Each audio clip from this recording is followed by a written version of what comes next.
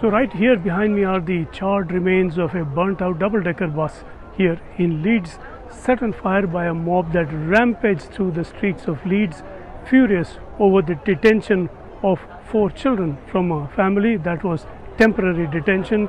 That was the incident that sparked off this violence, but doesn't quite explain all of the violence that followed.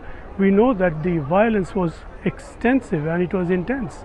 We have this double-decker set on fire, a number of police vehicles attacked, a number of shops looted, refrigerators were taken out, thrown out on the streets, smashed. It is miraculous that no one sustained any significant injuries through the course of that violence. But the trigger was what officials here call a family incident. That incident involved a Romanian family where 4 children were picked up by the Social Security Services and brought to an address for them to be relocated. This led to a strong reaction in the immediate and in the first instance from the family of these children. They descended on the address where the children had been kept, and they were soon joined by a very large number of Romanians, and we are talking about a number of Romanians of a gypsy origin here. That then threatened to escalate into a crisis, and the police led the children away along with the social security staff.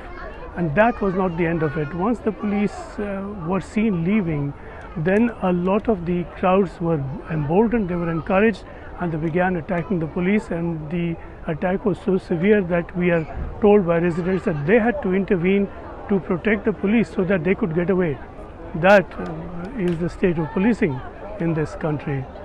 After the police left, that is when the worst of the violence followed, and we are talking about many hours of it.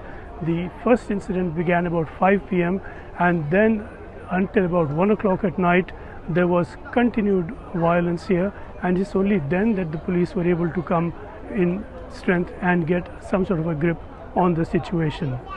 The incident involving that particular family is something that the authorities here are keeping under wraps. They are saying that they need to protect the privacy of the family, which of course they do need to do.